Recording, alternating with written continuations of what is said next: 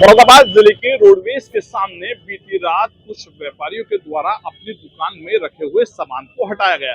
दरअसल रेलवे के द्वारा 3 दिन के भीतर सामान हटाने की बात कही गई थी, जिसके बाद तमाम लोगों ने 3 दिन के समय अवधि पूरी हो जाने के बाद अपना तमाम सामान यहां से दूसरे स्थानों पर शिफ्ट किया है। वहीं जब स्थानीय लोगों से बात की है तो उनके द्वारा भी जानकारी देते हुए बताया गया कि नोटिस चस्पा किया गया था, लेकिन लोगों के सामने कई सारी समस्याएं खड़ी हो गई। इन तमाम समस्याओं को लेकर लोग बेहद परेशान हैं। लोगों ने अपनी समस्याओं को लेकर बताया है। क्या नाम है भैया आपका? मेरा नाम राजवीर सिंह है सर। राजवीर जी, कौन सी जगह है? ये जगह है तुम्हारे की सिटी।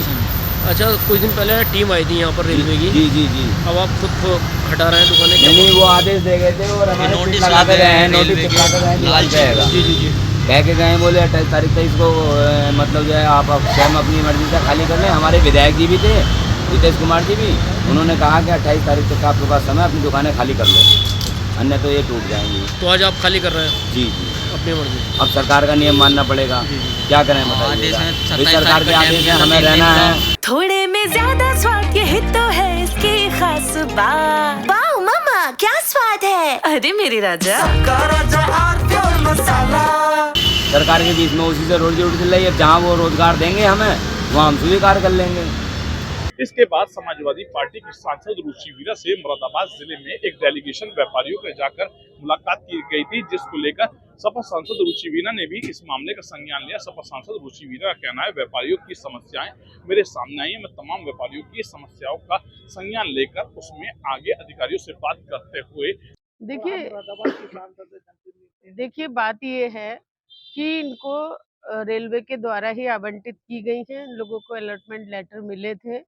अब अगर रेलवे खाली कराना चाहती है तो एक टेबल पे वार्ता करे, इनको कोई वैकल्पिक व्यवस्था करे, इनको कहीं कुछ मुआवजा मिले या इनको कहीं और जगह मिले।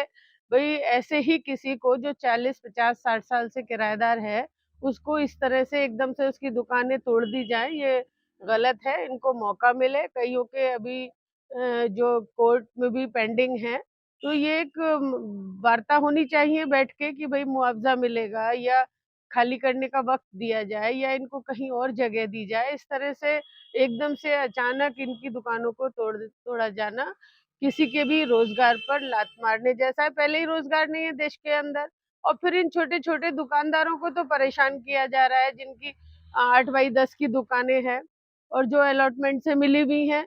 और ऐसे ही किसानों के साथ होता है। किसानों को जो है अगर बाढ़ आ गई और उनकी फसल बर्बाद हो गई तो उनको मुआवजा मिलने में या उनका कर्जा माफ होने में तो इतनी लंबी चौड़ी प्रक्रिया है, सर्वे हो रहा है, ये हो रहा है, वो हो रहा है, और बाद में मिलेंगे उन्हें 100-200 रुपए का चेक। और अडानी अंबानी के हजारों करोड़ों की कर्जे माफ कर दिए जाते हैं। तो ये चंद पूंजीपतियों की सरकार है, ये गरीबों की, कमजोरों की तरफ देखती नहीं है, हमदर्दी नहीं है। और मेरा ये कहना है कि इस तरह से किसी से अचानक खाली कराया जाना न्यायोचित नहीं है, इन्हें वक्त दिया जाए। पुलिस और प्रशासनिक लोग मौजूद हैं, जिनके द्वारा अतिक्रमण हटाए जाने को लेकर काम किया जा रहा है। शारिक सिद्दीकी, TV9, मुरादाबाद। थोड़े में ज्यादा स्वाद, यही तो है इसकी खास बात। वाओ मामा, क्या स्वाद है! अरे मेरे राजा, मसाला।